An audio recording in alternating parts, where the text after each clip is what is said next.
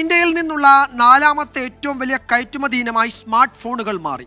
ഇന്ത്യയിൽ ഉപയോഗിക്കുന്ന മൊബൈൽ ഫോണുകളിൽ 98% ഇന്ത്യയിൽ തന്നെയാണ് ഇപ്പോൾ നിർമ്മിക്കുന്നത്. വൻകിട ഇലക്ട്രോണിക്സ് നിർമ്മാണങ്ങൾക്കുള്ള കേന്ദ്ര സർക്കാരിന്റെ പ്രൊഡക്ഷൻ ലിങ്ക്ഡ് ഇൻസെന്റീവാണ് ഈ നേട്ടം കൈവരിക്കുന്നതിൽ നിർണായകമായത്. 2025 സാമ്പത്തിക വർഷത്തിൽ ഇന്ത്യയുടെ സ്മാർട്ട് ഫോൺ കയറ്റുമതി $2000 കോടി ഉയർത്താനാണ് ഇന്ത്യയുടെ ലക്ഷ്യം. ഐഫോണുകളുടെ കയറ്റുമതിയിലുണ്ടായ വർധനയാണ് ഈ ലക്ഷ്യത്തിലേക്ക് രാജ്യത്തെ എത്തിച്ചിരിക്കുന്നത്.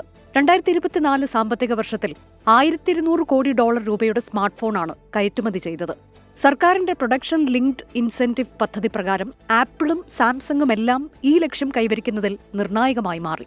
IT ഹാർഡ്വെയറിനായി 2023 മെയ് 29-നാണ് 5% പ്രൊഡക്ഷൻ ലിങ്ക്ഡ് ഇൻസെന്റീവ് വാഗ്ദാനം ചെയ്തത്. കഴിഞ്ഞ 10 വർഷത്തിനിടെ ഇന്ത്യയുടെ ഇലക്ട്രോണിക്സ് നിർമ്മാണ മേഖലയിൽ വലിയ കുതിപ്പാണ് ഉണ്ടായത്. 2014 2.4 ലക്ഷം കോടി രൂപയായിരുന്ന ഉത്പാദനം 2024 9.8 ലക്ഷം കോടി രൂപയായി ഉയർന്നു. ഇന്ത്യയിൽ ഉപയോഗിക്കുന്ന 98% മൊബൈൽ ഫോണുകളും ഇപ്പോൾ ഇന്ത്യയിൽ തന്നെയാണ് നിർമ്മിക്കുന്നത്. രാജ്യത്തെ ഇലക്ട്രോണിക്സ് ഉത്പന്ന കയറ്റുമതിയുടെ 30% സംഭാവന ചെയ്യുന്നത് തമിഴ്നാടാണ്. Research desk 24.